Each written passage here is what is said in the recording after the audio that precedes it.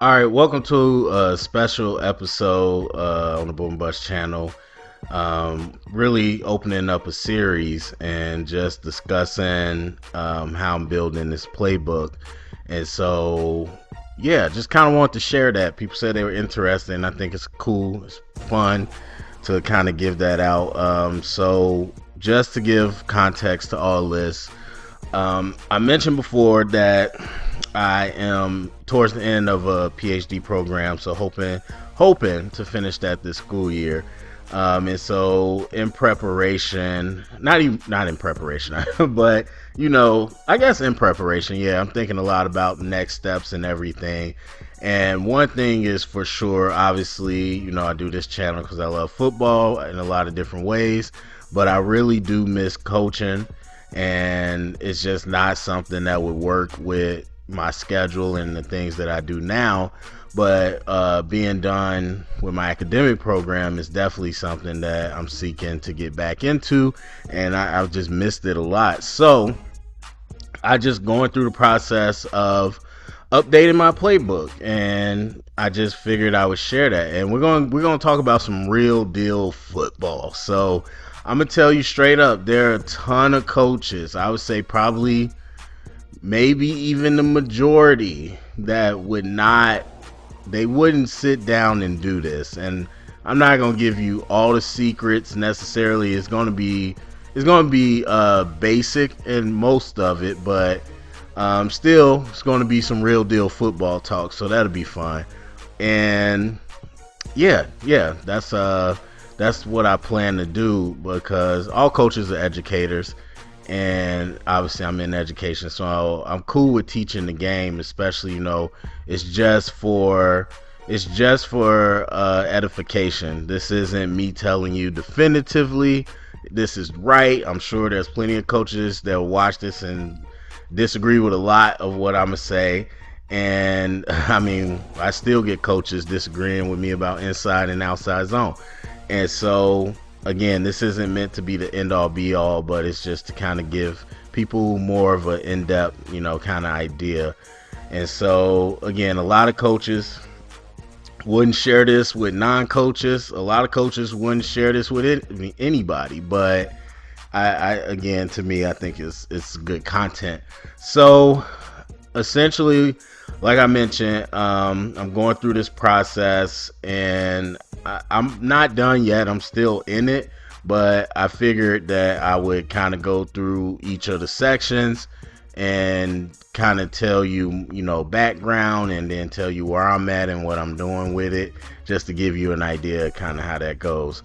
So I have this broken down to 10 different episodes. There's no way I could do it all in one, and each discussion has a lot in it. And so that's how we're going to do it. This first episode, as you probably already could tell by the title, it's about picking your philosophy. And so I'm going to use a visual aid. We're going to use good old Playmaker Pro to kind of be a visual aid, and we'll get a little more in depth as we talk about the different things, but this is just kind of a way, again, for you to kind of see.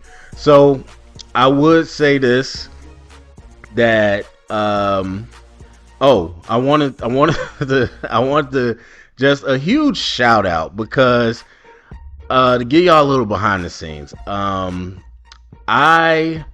have a external hard drive with like some, I would say most of the stuff that I like to keep with me from computer to computer. And so whenever I get a new laptop, I'll use that external hard drive, and part of that is this Playmaker Pro. And for the life of me, I swear, every time that I need that hard drive, I cannot find it. I can never remember where I put it. It's always like ripping apart my whole place to find it. And so I was really dreading it, because I had looked up Playmaker Pro on this laptop and I couldn't find it. And I was like, I have no idea why it's not on here. Let me just pull it from my hard drive. And so I get home, and of course, same thing. I could not find it. I was going through everything. and I was getting so frustrated. And even before I got home, when I was at work, I was looking up, like, what are the different tools, because I had this for a while. And first of all, Playmaker Pro right now is $200. And then a lot of the other softwares, the newer ones, are subscription based. So you got to pay every month, or, for a year. And so you never even have it. You just get to rent it, essentially. And so obviously I ended up finding it. I didn't find my hard drive, actually. I still don't know where it is, but I did find my Playmaker Pro. It was labeled under something different. And so just shout out, because I got this for free from a coach. I was at a conference, and we were, I don't even remember what we were talking about. And they were just showing me some of their stuff. And he emailed me this. I feel like you can't even do that now. But anyway, he emailed me. He's like, you want it? He's like, sure. So no, he didn't email me. That's why I kept thinking Google Drive. And I couldn't find it on my Google Drive. He shared his Google Drive with me, and it had the program on there. And he was like, yeah, just download it to your computer. And I did, and I've had it ever since. This was a long time ago. This was like, yeah, that had to be before 2016. So I've had this for a minute. And so I was getting so frustrated because I was like trying to find it. But yeah, that's just a shout out. That's a solidarity from a coach, because he gave it to me free. Didn't have to. I didn't even ask for it. And it's been holding me down ever since. And so, like I said, that thing's $200 now. You can imagine what it probably used to cost when there were less programs out there. So yes, just shout out. Anyway, all right, so let's get into it. When we're talking about philosophy, again, this is kind of how I was taught. First, I think good advice that I got from my mentors when I started coaching, they told us to have an offense and a defense. Not necessarily a playbook, but if you can, cool, but have a system. Understand what you like. And so for me, that's conversations. Obviously, the systems we ran were big influences on us. Well, because it was me and another student. So like I said, I started coaching in college my junior year, and there was another student that was had the same idea as me, I guess. So we came in together. That's my brother for life. So we obviously knew the systems we were running on offense and defense. We knew what our coaching staff liked, but we would talk about what we played in high school, and just, we talked philosophy. And so at the first conference we were at, like most conferences that you go to, there's a lot of vendors. So coaching conferences, as you can imagine, a lot of uniform vendors, all types of vendors. I don't know if they do it now. I'm sure it looks different, but there was this, I forgot the name of the company, but they made football books. And so they made football books, DVDs, all types of stuff. And it's kind of like Masterclass, but back in the day. So they sold DVDs, books by all these coaches and stuff like that. So they had like some sale, and so I got a bunch of me and my friend, the other coach, Trevor. I'll just tell you his name, that's fine. So me and Trevor, we got a ton of these books and a couple DVDs, whatever, and then obviously we would share it with each other. And so I remember one of the first books I read was by Bill Walsh, and that book specifically was talking about different type of philosophies, essentially, like different types of teams. Like you think about any team you hear now, like, oh, that team is a run the ball, play defense team, or that team is a vertical passing team, like all that type of stuff. So it went through the different philosophies. And then at the same time, I was reading this book that was about empty offense. And so empty became my first system, and really what it was called was Empty Pistol. And I probably could go through some of those. That's not the point, but I do have some of that stuff on here. But my system was Empty Pistol. So here was the philosophy. Like I said, this was the first book I read, and they did such a great job of really explaining it and making it sound good. Now, fast forward to today, not that I have anything against it, but I know now that any system can work. That's why I get so frustrated when people talk about people's systems, A, because they don't know what it is, but B, people make it seem like the system is the problem. Rarely is it ever a problem. Any coach is going to tell you that execution matters the most. Like, it doesn't matter what you call. Like, it can be 3rd and 19. Well, this might be a sore spot for the Bears fans, but it could be 3rd and 19 and you could score a touchdown on a run play. Like, if you execute correctly, then anything can work.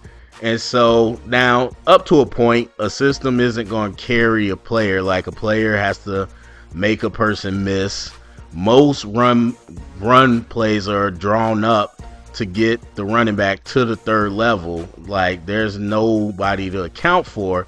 That's where the running back has to make the play. So yes, to an extent, a system can get you somewhere, and then players got to make plays, but that's part of execution as well. So anyway, but as a young coach, I read it. It made so much sense to me. I really enjoyed the way they broke it down. And the big thing that was happening at the time was the spread offense. It was exploding. And so it was exploding in college, and then really in the high school level too. And so, and this is part of what I talk about with development in the NFL. The spread offense became really big because you had so many teams that didn't really have true quarterbacks. And they had guys that were good athletes, but they had no way to really get them on the field and use them the way they want because they had so many other good athletes. And the spread offense was appealing to a lot of schools because it was like, hey, we could take a great athlete that can throw, maybe play quarterback in high school, whatever, and we could make them the quarterback. And we can, simplify it enough where we can make this thing effective. And so anyway, that's a whole nother conversation. But for me, that was something that I thought about. Now, the team I coach with, we had 2 really good quarterbacks, and it's high school, so whatever. But we didn't have that problem, but that was something that was on my mind. I was like, okay, number one, you want to be able to have a system that allows the quarterback to make it easier on the quarterback, essentially. And so using this now, I'll use this visual example. So with empty, if we don't know what empty is, it could, by the rules, it could be 4 to one side, 1 on one side, but a lot of times it's 3 to one side and then 2 to another. So let's say we bump this person out, we use this person over here. So empty offense, just the quarterback back there, 5 linemen. And so with that was kind of what I came up through. And with empty, some of the big principles of it was, number one, again, if you had a quarterback that could run, then this was an offense that you could really unlock because there's a whole run game series out of empty, which of course is mostly the quarterback, but there's other ways too. And I will say this, today you see things that you didn't see back then. Like, I would say for me, well, I get into that once we get to pistol. But anyway, so you can motion and you can do things like that, but the quarterback, for the most part, gives you a lot of ability to still run the ball depending on what the defense gives you. But in the passing game, what I really like is that it made the reads a little more easy. So for most passing, like most straight up passing concepts, when you create a passing concept, you're going to create it for three man and a two man. Obviously, so you have it set up where, let's just say, smash. And I wasn't really going to draw the routes because this isn't actually, I don't think this has free form. No, it doesn't. It doesn't. This thing isn't super fun, but whatever. We'll use it. We'll do the best we can. So let's say we got smash. So smash typically, and that's the block, but that's fine. So you got a hitch, person runs, then you got the corner route, that's smash. So in a two-man concept, we got this. If we're running it with a three-man concept, most people that I know, they'll run the third person on a vertical, because really what you want to do is try to pull that safety. But anyway, if it's on the two-man side, this is what it'll look like. When it's a three-man side, it looks like that. So like I said, for the most part, when people draw pass concepts, like true pass concepts, not play action necessarily, they draw it for a two-man side and they draw it for a three-man side. So when it comes to empty, you have always pretty much, I mean, again you could do a 4x1, but for the most part, and the empty that I used, it's going to be a three-man side and it's going to be a two-man side. And so we got, let's say, a list of 10 concepts. Probably had more than that, but let's say we got 10 concepts. We know what that concept looks like on the three-man side and the two-man side. And depending on that concept, it's probably going to be better versus a certain coverage. So let's say that I have to this side, I'm running smash. Now, smash, for the most part, people like that to cover two. And so if we're running cover two and we got, we're running smash and we get cover two, okay, we can go to this side of the field.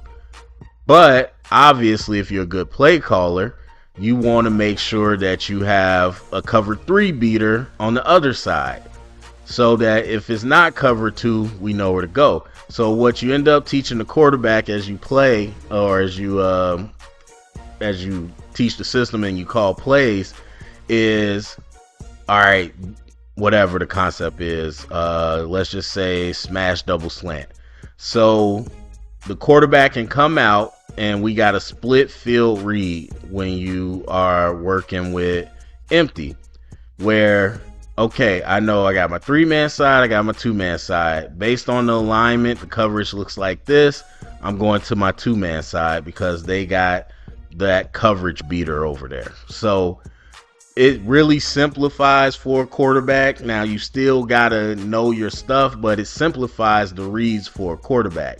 And that really appealed to me. Again, making something that would be friendly for a quarterback that was more of an athlete, but then also making the passing game simple enough where you can still be able to be effective.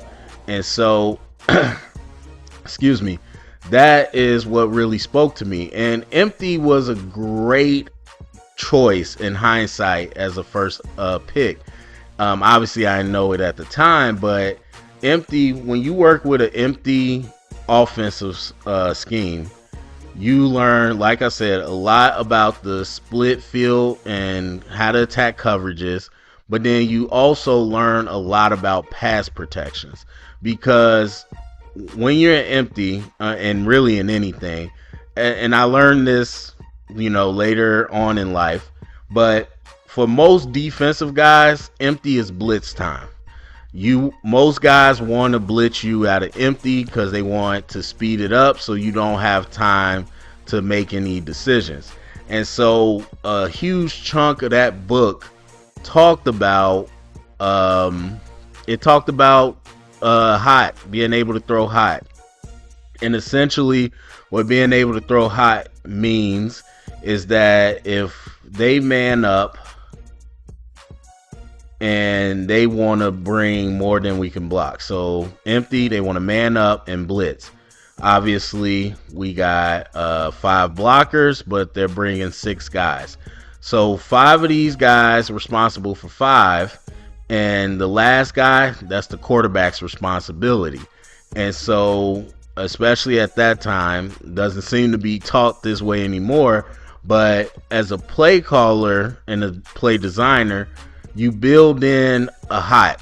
You got to have an outlet in every play almost. Now, again, we'll get to special plays, play action, and gadget plays. But for like pure passing, we want to have something where the quarterback can go quick.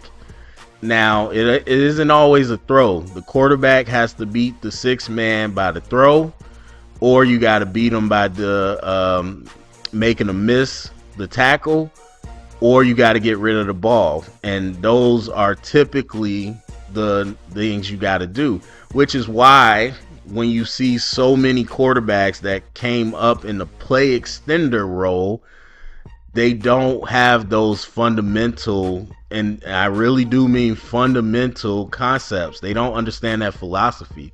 And so, but for me, again, as a young coach, that made this a great system to come up in, because those things, as we see the football today, are very important. Pass protection, understanding the pass concepts against coverage, understanding how to deal with pressure and hot routes. So, as I mentioned before, it's called empty pistol. And so you're probably thinking, how can you have an empty pistol? Figuratively and in football. But the reason I call it empty pistol is because those were my main things. What essentially my mind goes to is we're going to be in doubles, pistol, and at any point this can turn to empty with one motion. It could turn to empty left, it could turn to empty right, it could turn from empty to pistol. And so I had the philosophy of I wanted it to be balanced, where we can run whatever we want out of this, but in one motion we can get to any of our main formations. So it was empty pistol, and the way I got to pistol was because of my defensive background. So for us, and this is where I was kind of going earlier, it's very different now, but back then for us, it's the running back can be a giveaway. So a lot of times you'll see the running back on one side of the quarterback, and for a lot of teams that was a giveaway, because, and you still go by the numbers, but for the most part, when you're in shotgun, like under center is a whole different thing, but when you're in shotgun, if the running back's on the left side, you're running to the right 9 times out of 10. And again, it depends on the team, because yes, you can run to the perimeter, but most teams, and some teams more than others, they run the opposite way of where the running backs lined up. And so for us, it was always put the 3 technique opposite of the running back. And you hear the strength. So you probably might hear that, the defensive strength, strong left, strong right. The strength isn't always about numbers. So let's say they're in trips. Most people think, okay, the strength is going to be to this side. It's going to matter week to week. That's what game planning is for. You look at what their tendencies are. So like I said, a lot of teams tendencies out of shotgun, they're going to run opposite, because as I said before, they run zone. So for us, it was always like, again, aiming point to inside zone is the open B gap. We want to take that away. You can still run it, but it's not going to be as good without open B gap. and just a lot of plays we wanted to funnel it back inside. So for teams like that, the strength would be opposite the back. It wouldn't always be to where the most numbers are. Now it happens to be on here, but it could be opposite the back. So if they come out like this, we call the strength opposite the back. We want the 3 technique the opposite from the back so that we can shut down potential runs. And that's kind of how we did that. Now, for pistol, when we played teams that did that, it took away the tendency. Because obviously out of pistol, you can run either way. Now, it depends on the formation. Now, again, you don't have to call it to the back. So if we got a team that likes to run pistol out of 11 personnel, then the strength might be to the tight end. That's all determined by what's the tendencies in the game plan once we look at the stats. So we might be looking at the tight end and calling the strength there. But either way, the pistol didn't give a tip. And I really like that, especially for the type of football that we were playing against. It was like, okay, a lot of teams tip their hands by where the running back is at. And so I said, I love pistol because it challenges me. And this is what I continue to tell people, why I hate the term defensive-minded head coach, offensive-minded head coach. Most coaches you meet know both sides of the ball, and probably special teams. Most coaches do, especially any coach of a certain age. It's just how you, first of all, not only do you grow up learning as a coach, you grow up learning these things, but it's just natural because you know, if I'm a defensive coach, I know what makes it hard for me. If I'm an offensive coach, I know what defenses do that makes it hard for me. And so any good team, any good staff is going to have collaboration. Even in the pros where everything is very specific to your position, still you have collaboration. And so to me, any coach worth the money will know both. And I'm not saying you're an expert in both, but you should understand. And so again, I made it to pistol based on my defensive coaching. I was like, I like pistol because it doesn't give anything away. So empty pistol is what I ended up with. And yeah, I kind of gave you the reasons there, and I don't really need to deep dive into that because that's not my offense now. Not that I don't like any of those things or wouldn't use any of those things, but that's not the offense that we'll be talking about. I just wanted to tell you how I got there. So that was my first offense, and I've had 3 essentially. So the second one that I got into 12 personnel. So 12 personnel, and I'm not even going to try to make these things perfect. That's one thing I hate about this old program. It doesn't snap, so it's wherever you put it. It's going to drive me crazy, but whatever. So 12 personnel, I like 2 tight ends. My favorite was 2 tight ends on one side, 2 receivers on the other side. I love it out of under center. I love it out of shotgun, whichever way. I still love it. And so at this time, when I was moving towards this, it was very, I should say Alabama was on the rise. Nick Saban and those guys, they were really on the rise, and they were using a ton of 12 personnel, producing a lot of tight ends. And so for 12 personnel, wasn't just because of that. For me, you create extra gaps. And again, as a defense, that's something that you have to deal with. When you got a team that has multiple tight ends, you have extra gaps, what people will call a surface. So if it's 1 tight end, it's a 6-man surface. If it's 2 tight ends, 7-man. If it's no tight ends, it's 5-man surface. There you go. And so that's how some defensive coaches will talk. hey, this is how we line up against a 6-man surface. This is how we line up against 7-man, blah, blah.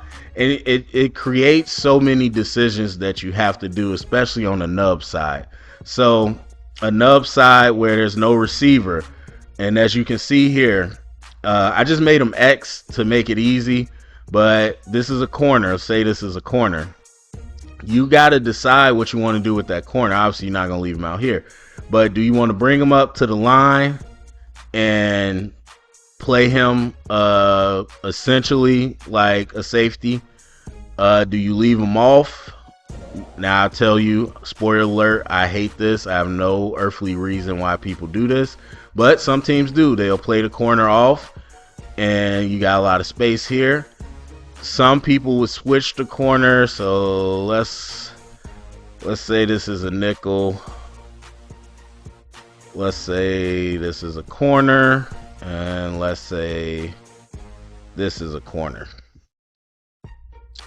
So some teams will bring the corner over, and I wouldn't say leave that side empty. This might not even be a nickel. It might just be another linebacker, more than likely. So then we leave our linebacker stacked.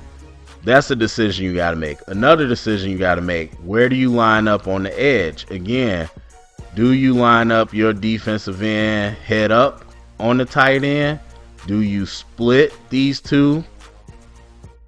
Do you put them at a wide 9 and go to the very edge of this, so then you don't have to bring the safety down? If you bring them head up, somebody has to play the edge. Do you bring the safety down? If you're a cover 2 team, you don't want to do that, so do you bump the linebacker out? You run an overlook. Now the box is lighter because you got that guy out. Or again, do you stack the box with your linebackers and bring that end out? Like, how do you want to do it? Do you play that guy in the 5 where he's between the tackle and the tight end? That changes the alignment. When you got extra gaps, it creates extra run opportunities. And for me, again, philosophy wise, and we'll kind of get to it, run is, I wouldn't say I'm a run guy, but I know to run very well. So if I had to break it down, I wouldn't even necessarily say I would be majority run versus pass, given all things equal. But I would be close to balance, and I would definitely set the run up primarily, especially at the high school level. So anyway, when you talk about 12 personnel, for me, the ability to get to multiple formations, but then to create multiple gaps. So obviously you could have your receiver out here, and that gives you a different dynamic. Of course, you got ace, where you got 2 tight ends on each side.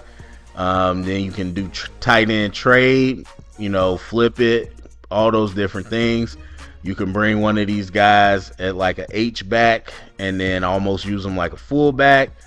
A lot of different versatility with the tight ends. And again, you had Alabama and consequently New England becoming really popular with these looks. And then, of course, you got the trips look.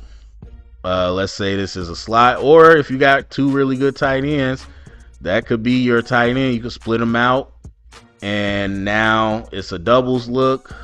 Or if you want to do a trips closed look, where you got trips over here, just the tight end here, same thing. Figure out what you want to do with the corner. So there's a lot of different things, but for me, it was mostly in the run game that I liked, where I could create these extra gaps. And just real quick, if people don't quite know, so the A gaps between the center, the B gaps outside of the guard, between the guard and tackle, outside of the tackle is the C gap. And then if you got a tight end, then you'll go to the D gap. And really anything outside of the D gap is just the perimeter. That's essentially what it is. That's the alley.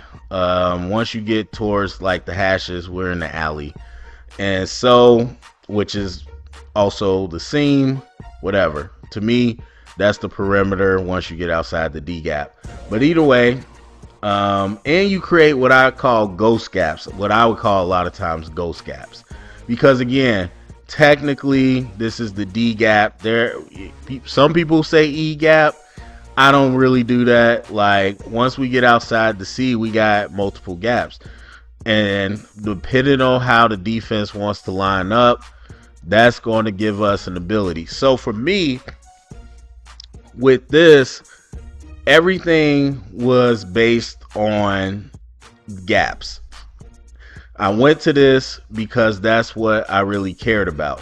So essentially what I would feel like is that we would have a list, and I could probably write it if I really want to. So let's say here's our A gap plays, dive. I really the same thing, but let's just say this is just an example. So B gap plays, we got power G, blast. C gap plays, we got off tackle, stretch, and we got toss, whatever. This is an example. It was more plays than this, but at the very core of this system, we got to understand what are our A gap plays, what are our B gap plays, what are our C gap plays. So then what we could do is we can audible, and that is a huge, that's a huge flexibility, because depending on, we might call something and they might line up differently than we thought, or it might not be a good look, whatever. And then that way we can switch and we can go to something else, either the same side or the opposite side. So you could do it a couple different ways, and we'll get to actual play calling and like, or at least like the operation and how to, communicate a play. But let's just say, for the sake of argument, my system was a number system. So if you hear something, let's say if it's a 1 in the number at the beginning of the number, then we're running a gap play. And if it's a 2, it's a B gap. If it's a 3, it's a C gap. So the quarterback could come up. Let's say we got a pass play or we got a different run play. We can go up. We can go 11 40 fire, 11, or not 40. I probably wouldn't say that, but 11 fire truck, whatever. The rest of it don't matter. 11 is the only thing that the people need to know. Starts with a 1. Okay, we're audible into whatever the play is that week. We would obviously know what the play is, but we know it's an A gap play. And then he could come up 27 lightning rod. Okay, B gap. 31 Zeus. Okay, C gap. And that gives us flexibility where we could, again, be able to get in and out of plays and do kind of whatever we want. So that was my big thing. We knew all the run plays. We knew what gaps they attacked. You knew your run assignment for that particular play. And when you build out the run assignment, and we'll get to that too, it's essential that the assignments make sense no matter how the defense lines up. And I'll show you kind of how I did that once we get to that episode.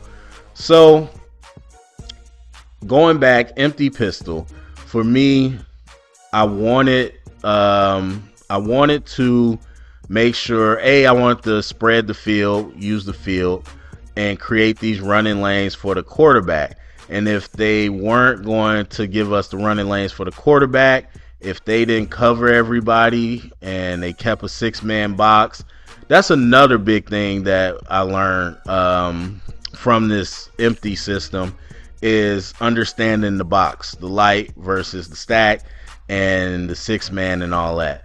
So if they want to continue to give us 6-man box, then we got concepts where we're going to make them pay, and they really they really got to decide what they want to do. So are you going to pull the safety down? Are you going to pull the linebacker out and be in the 5-man box and have 2 safeties deep? Or if you're going to go 1 safety, if you want to keep a 6-man box and you go 1 safety deep, then that changes things too on what you can do coverage wise. That changes what we can do. So again, empty gave me all those different things, and it allowed for a quarterback run game, which we were really big in the offense that I was in. As my first year as a coach, we were big with quarterback runs because we had really athletic quarterbacks. And so I liked a lot of the things we did, and I incorporated that into this system. Those are the things I wanted to do. And then with the 2 tight ends, I wanted to be flexible. I wanted to use guys that were versatile. I wanted to create extra gaps and exploit that, in the run game, but also in the pass game as well. And for me, it was run the ball and play action with the 12 personnel. Now, I got pass concepts too. I really believe in getting the tight ends involved, but run first, play action second, and then third would be the pass concepts, the pure pass concepts. So then I get to my third offense, which is spinning off into what we do now. Oh, the other thing I want to just say, just football wise. So the reason that thing with pistol isn't as big as it used to be is because there's so much motion. And for me, like, you got to skip motion is what a lot of people call it.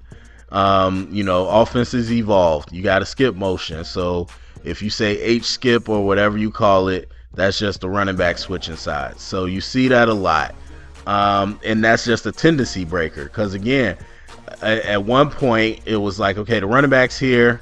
They're running to this side. We're ready for a run to that side. Up, skip, and then run the other way. So they added that. And for me, I was worried about that with timing, because timing can be thrown off so easily, and that kind of worried me. But now they motion guys from like the slot, and right out of a motion they run the ball. That scares me. They run reverses. So like, let's say we're running inside zone here, they will hand the ball off here almost like a misdirection and have the running back cut. So the running back, even though it's zone right, they're going to get the ball from the left and then run zone right. Those scare me, because that really throws off the timing and the track of a running back. But offensive they evolved to that point. This year I'm seeing that a lot. Not a lot, but I've seen it, where they will literally run the ball out of a motion. They'll come out in an empty look, motion the running back over here, back here, and then run the ball. And I'm like, you never saw that back then. So the pistol isn't necessarily the tendency breaker that it used to be, because they find different ways to get to a run. So that's just some football to understand. But anyway, so my last offense that I got to was what I call 20S. 20 personnel, 2 running backs, no tight ends. And I called it 20S because it's a slot. You can run, some people run, they call this pony personnel. Some people run that out of, like, with a tight end. Fine, whatever. I ran it out of a slot. So why did I pick this? Similar to some of the ways that I talked about before. What I really wanted to focus on was something that a quarterback, it could be friendly to a quarterback. And it had some built-in answers. So I was going to my first time being an offensive coordinator. I was at a less than ideal school, and they quarterback just graduated. They have a quarterback, and so I was like, okay, I want to make sure I build something big. Or not big. I wanted to build something that could be suitable for the quarterback. That was one, but really the main thing that I wanted to do, I wanted to attack the flats. So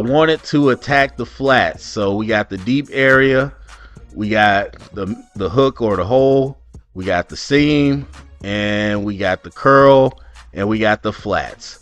So I wanted to attack the short areas, because what was happening as spread became big is what you would see is teams, and they wouldn't even be that far. Teams would essentially go to a two-man shell, and they would back up, play soft a little bit, and they would just rally to the ball, because it was a lot of hitches, it was a lot of bubbles, it was a lot of that's what spread kind of started off as. And so teams were like, okay, we're going to safeties were up a little bit. We're just going to play cover 4, or we're going to play cover 2 cloud, and we're just going to run up to the ball. And I remember my our defensive coordinator, once we started getting into that era, he was just like, because we ran cover 4. And so he was like, if they want to take 20 hitches down the field, God bless them. He said, we're not giving you nothing deep. We're running cover 4, 5 to 7 yards off. We taking anything deep away, and anything you throw short, we're rallying to the ball. And so teams just sat back and played top down. And it's kind of similar to what we're seeing a little bit now in the NFL. But that's what was happening. The difference was, like, these linebackers, everybody was playing soft into the hole. And so if I got like an arrow, so if everybody, that's why I hate this, because it doesn't have a natural stopping point. But if everybody is playing off, if we're playing top down, that's too far, but you get the point. So if defenses are doing this, what's going to be open? The flats. The flats were super open. And so right now, it's pretty normal. Running backs being a big part of the passing game. And I got the timestamps on all this stuff. So this is not me trying to brag or lie about anything. I was really ahead of the game with this. And I wasn't the only one. This ain't something I made up. But again, from my point of view as a defensive coach, this is what we were giving up. So when I got to, creating this offense, I said, hey, what I want to do is I want to make sure we attack the flats every single play. I want to attack the flats, whether it's a swing or a flare route, or if it's a out route, if it's anything. We want to attack the flats because nobody's covering it. And eventually, I should say, in the NFL, that's what they started to realize, and they started going to running backs a lot. They started running a lot of halfback slip screens. They started to really utilize the running back in the offensive passing game a lot more than they ever really did. And that was my number one thing. I want to attack the flats every play. And so I said, hey, we get 2 running backs, we could always attack the flats. Now, if I'm in a pass concept over here to the 2-man side where one of these guys is going to be in the flat, then I got another guy that I could use to pass protect.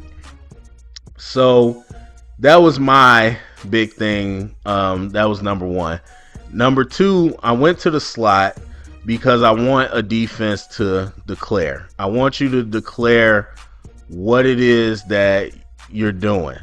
And when I went, or when I was creating this offense, I was like, okay, I really want to use the length of the field or the width of the field. So that's when I started, hey, we want to be out on the numbers. Now, not every single play, but you'll see once we get to this new offense that I'm doing. But we want to get out to the numbers. We want to stretch them out. And then we want the slot as well. So the slot is, instead of a tight end, I want a slot. And I'm still a big fan of stack. We'll see that too. So if I run stack, I need to know, what are you doing with the nickel essentially? Do you got a nickel corner? You got a linebacker coming out here? Are you leaving your linebackers in, bringing a safety down? Or Lord willing, you just leaving it open. Obviously in the stack they wouldn't leave it open. But if we're in a regular slot, are you just moving the safety over the top and leaving that uncovered? Or are you pulling somebody out? Because again, once I know that tells me what I can do. Because if you're pulling somebody out, we got a 6-man box. It's 7 guys, really 8 guys, because the quarterback is a factor, versus 6. I like those odds.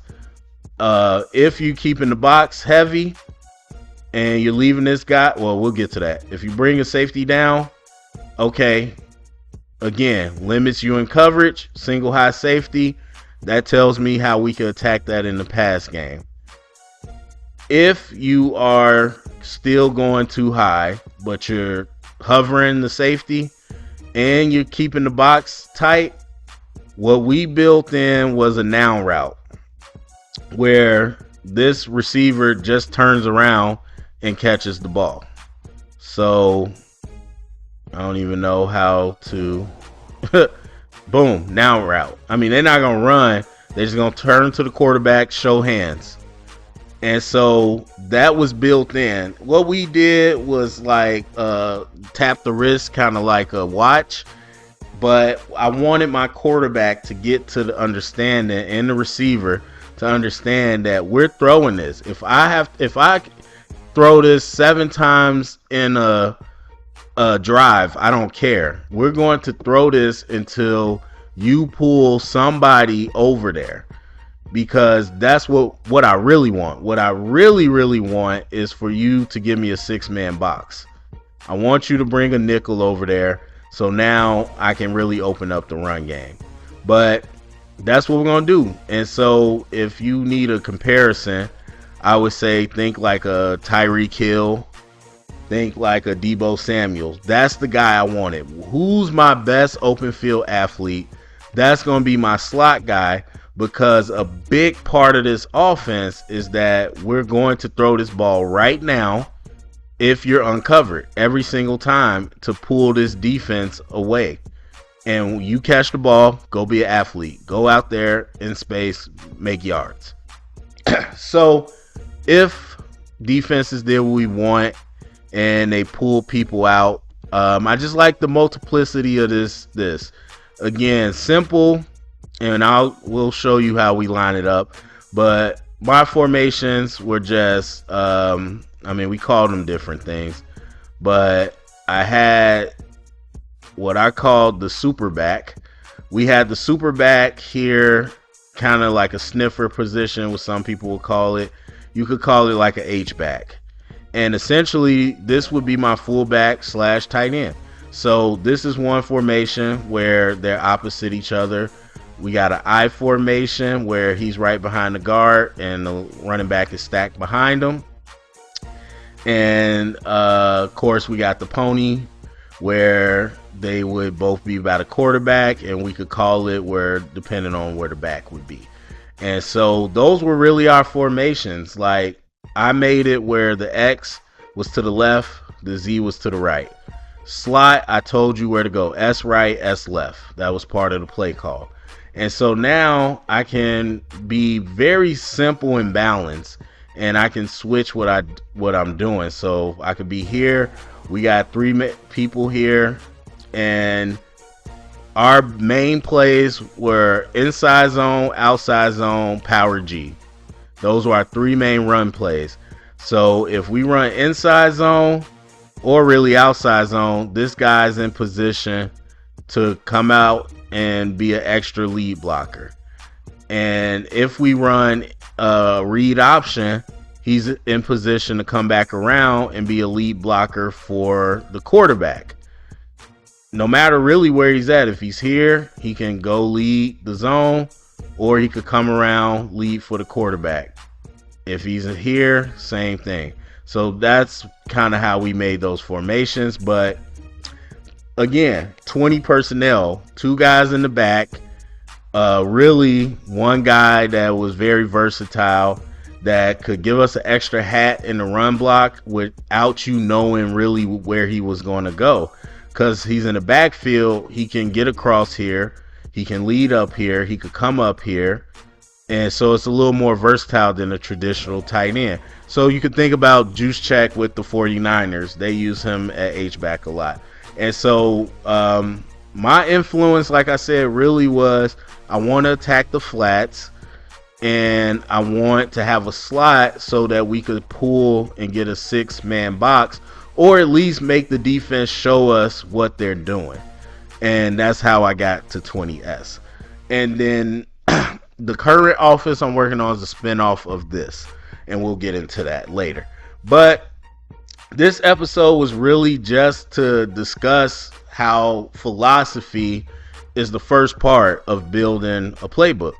I would say a lot of coaches probably just do with what they know, and what they know is what they grew up under. You know, when people talk about a tree, the Sean McVay tree, and blah blah blah. Not all the time. Some coaches, you know, they go and work under different people and find something they like, you know, different than, you know, those 2 coaches, or maybe they like one coach's philosophy better than the other. But a lot of coaches, I think, come up under one person and they adopt their system. And there's elements of my first head coaches / OC, his system. There's but not a ton. I really, you know, kind of made my own decisions. And as you see, it evolved over time, kind of the different ways that I was looking at it. But with each one, there was intentionality. Like I said, coaches will do what they already know. But even in that situation, hopefully they understand the philosophy behind that coach's system. So when you're building a system, you got to go to philosophy. What is it that you're trying to do with your offense? And again, this isn't as complicated as it can be, especially for NFL football. But in general, that is kind of what you want to do. So just to reiterate one more time, like empty, I wanted to spread the field, give my quarterback running lanes, and create a running game off the quarterback that was going to be hard for defense to ignore. So are you going to cover all these guys, or are you going to bring more people to the box? Secondly, I wanted to create split field reads. With the empty passing game, I was able to just do 2-man, 3-man concepts, have the quarterback pick which side of the field. And pistol was because I wanted to be able to hide my tendencies in the run game. So going to 12 personnel, I really wanted to create extra gaps to make the run game effective. Where again, if you overload one side with the tight ends, we got plays we can run to the weak side. If we run balanced tight ends, you don't know which side we're running to. Again, tendencies. And so that was important because that set up big play action opportunities. And then we got to 20S, where I really wanted to attack the flats, and I really wanted to use my slot to pull out that extra defender, see how they're doing it, and then give myself extra, not only an extra blocker in the run game, but an extra blocker in the pass game too. It's really easy to go to 6-7 man protection with this system. So those were my philosophies. And much like a company with the mission statement and their guiding principles and all that, the philosophy helps you once you get into situations that are tough, it helps you go back, look at what was the purpose of this system and what are we trying to get out of it, and that helps you make decisions and all that. So I said a lot. Hopefully that all makes sense. The next episode we'll be talking about formations. So you understand the philosophy, you understand what you want to do. What are you trying to get out of this offense? Based on what you want to do, philosophy wise, you pick a system. And then once you pick a system, you start building the formations, and that's what we'll talk about in the next episode. So that's it for me. Go down to the comment section, let me know what you think, share it around. Please share this around, get the conversation started. Thumbs up, subscribe, and thank you for listening.